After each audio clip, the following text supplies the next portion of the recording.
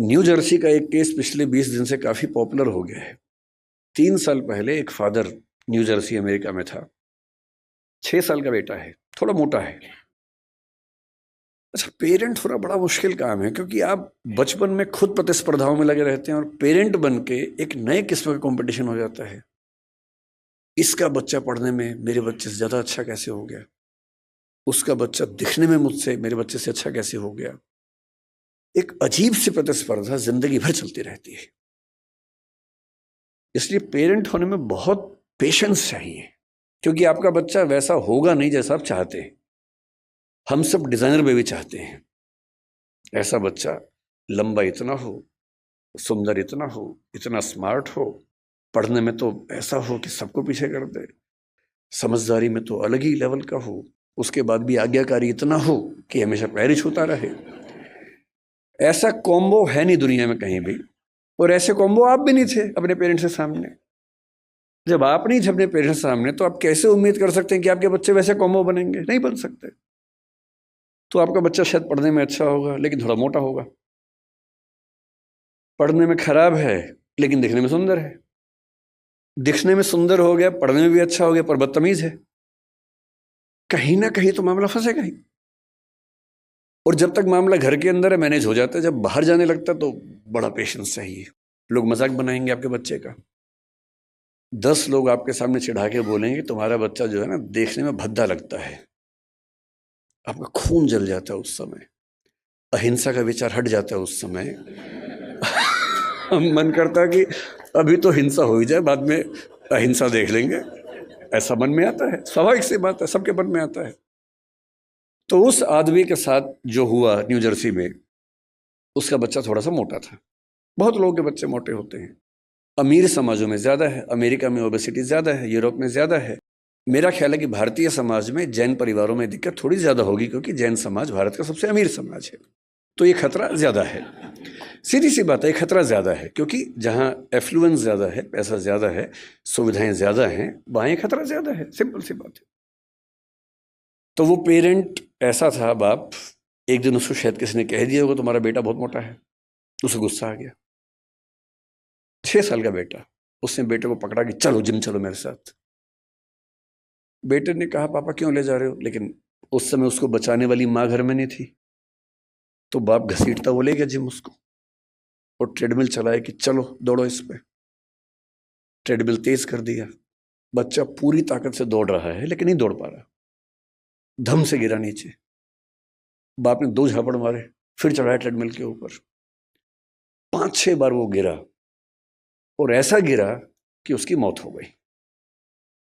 और अब 3 साल बाद इस घटना के, लगभग 3 साल हो गए इस बात को, अब केस शुरू हुआ है, उसके फादर जेल में हैं। 30 साल की सजा का प्रस्ताव दिया गया सरकार की ओर से, क्योंकि वहां प्ली बार्गेनिंग होती है कि इतनी सजा ले लो तो केस नहीं चलाएंगे, नहीं तो केस चलाएंगे। तो उसने कहा कि मैं सजा नहीं मानूंगा, तो केस चल रहा है, बाप जेल में। ये घटनाएं इतनी मात्रा में पहले नहीं सुनी जाती थी। पहले किसी माँ का अपने बच्चे को मारना केवल एक स्थिति में होता था कि माँ अविवाहित है, वो ऐसी स्थिति में फंस गई है कि कुछ कर नहीं सकती है, उसके लिए जिंदा रहना मुश्किल है। तब भी वो मारती नहीं थी, कहीं छोड़ देती थी, भाग जाती थी। ऐसी ये घटना में कबीरदास का इतिहास हम पढ़ते हैं। यहूदियों के जो प्रवर्तक हैं हजरत मूसा, उनका इतिहास भी ऐसा है। उनकी माँ ने भी उनको इस तरह से एक नदी के पास छोड़ा था, और फिर वहां से जो राज परिवार था उसने उसको अपना लिया था। ये घटनाएं बढ़ रही हैं, इसका मतलब पेरेंट्स का जो पेशेंस का लेवल है वो दुनिया के इतिहास का सबसे कम इस समय हो चुका है। एक तरफा नहीं है, ये बच्चों की साइड से भी है। अगर आप बच्चों का मनोविज्ञान देखेंगे तो वो भी बहुत अच्छे सिम्टम्स नहीं आ रहे हैं इस समय। अभी 2-3 महीने पहले बेंगलोर में घटना घटी है। 14 साल का एक बच्चा, 15 साल का उसका भाई, 2 भाई हैं। 14 साल के बच्चे ने अपने माँ बाप दोनों की हत्या कर दी। एक बहुत बड़ा बोल्डर उनके ऊपर फेंका, बाप के ऊपर। पिता को मारना चाह रहा था, माँ दुर्भाग्य से क्योंकि साथ में थी उसकी मौत हो गई। और फिर पूछा गया कि ऐसा क्यों किया भाई तुमने? उसने जो कहा वो हम सबके लिए बहुत जरूरी है। उसने कहा पिछले कुछ समय से मुझे और मेरे भाई को एलर्जी हुई, उस एलर्जी की वजह से हमारी त्वचा कहीं कहीं जल गई, काली हो गई। और रोज हमारे पापा बोलते थे, मतलब गालियां देते थे कि तुम कितने भद्दे दिखते हो, बदसूरत दिखते हो, क्या करते हो, बदतमीजी करते हो, कुछ गलत काम करते हो, इसलिए ऐसा हो गया है।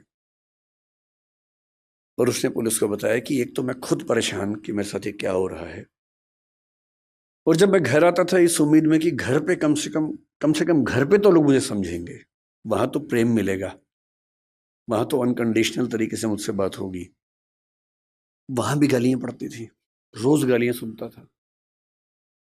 और एक दिन जब गालियां बहुत ज्यादा हो गई, नहीं झेल पाया, तो मैंने कदम उठाया और मुझे इस बात का कोई अफसोस नहीं।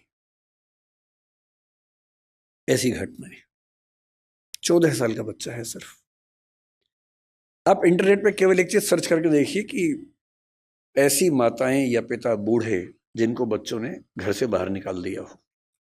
मैंने यूं ही परसों नेट पर सर्च किया, old age parents who have been thrown out by their children from the home. मुझे लगा एक आध घटना सामने आएगी, कुछ पता पढ़ूंगा उसके बारे में। इंटरनेट के कई पेजेस भर गए, घटनाएं खत्म नहीं हो रही थी। और जो मोस्ट रिसेंट घटनाएं थी उनमें से एक थी बंगाल की, एक ऐसी औरत जिसका पति मर गया, 90 साल की है, 7 बच्चे हैं। 7 बच्चे उन घरों में रहते हैं जो उस महिला के पति ने और उसने मिलकर बनाए थे। और 7 बच्चों ने अपनी माँ को घर से बाहर निकाल दिया, जिस जगह में रहती थी। 12/7 की घटना है। 12/7 एक जगह है बंगाल में, वहां की घटना है। अब माँ घर में है, कैसे निकाले? किराए पर एक टीम को हायर किया, बदमाशों की टीम को।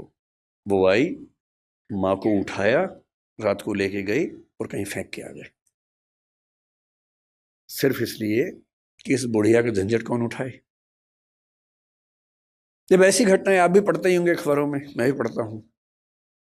और जब जब ऐसी घटनाएं हमारे सामने आती हैं तो हमें बहुत केयरफुल हो जाना चाहिए कि कुछ ऐसा हो रहा है जो ठीक नहीं है।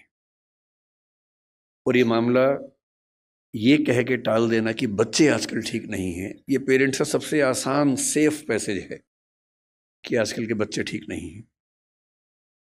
हमें समझना चाहिए कि ये मामला बच्चों से ज़्यादा पेरेंट्स के लिए महत्वपूर्ण है कि उनसे कहीं कोई ऐसी गलती तो नहीं हो रही कि ऐसी घटनाएं हमारे समाज में ज़्यादा हो रही हैं।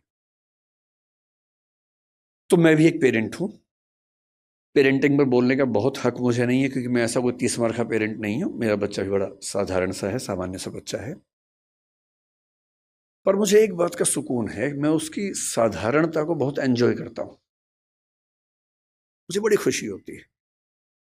और जो सबसे अच्छा बाप मुझे लगा पिछले 10-20 साल में इस समाज में, सबसे अच्छा बाप, वो मध्य प्रदेश के सागर में रहता है, एक कॉन्ट्रैक्टर है। 2018 में एक खबर पड़ी, मैं पढ़ के दिन भर खुश रहा उस खबर को पढ़ने के बाद। उसका बच्चा 10वीं क्लास में फेल हो गया। अब हम सबके बच्चे फेल होते हैं कहीं ना कहीं। हाँ, पूरी क्लास में फेल नहीं होता, एक आध सब्जेक्ट में फेल हुआ, कहीं नंबर कम आ गए, सब होता ही है हमारे साथ, कौन सी खास बात इसमें है। पर हम सब छिपाने में लग जाते हैं। हम सब बच्चों पर दबाव बना बना के उनको कोटा भेजते हैं, और फिर हम खबरें पढ़ते हैं कि एक साल में 25-30 बच्चों ने सुसाइड कर लिया, क्योंकि वो दबाव झेल नहीं पाए सफलता का। उस बाप को बड़ी चिंता हो गई कि मेरा बच्चा फेल हुआ है, उसके आसपास के बच्चे चिढ़ाएंगे, उन बच्चों के पेरेंट्स चिढ़ाएंगे, बुलिंग होगी, इस बच्चे पर दबाव ना हो जाए।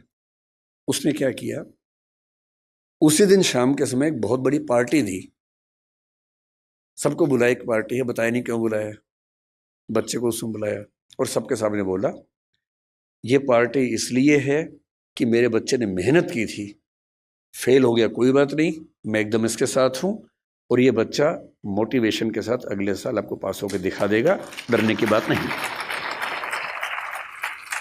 और मैं दंग रह गया कि कोई बाप इतना सुंदर कैसे हो सकता है, इतना खूबसूरत बाप, कि मेरा बच्चा फेल हो गया, मैं तो इसको भी सेलिब्रेट करूंगा। भाई, मेरे बच्चे ने मेहनत की थी, नहीं रिजल्ट आया तो क्या हो गया,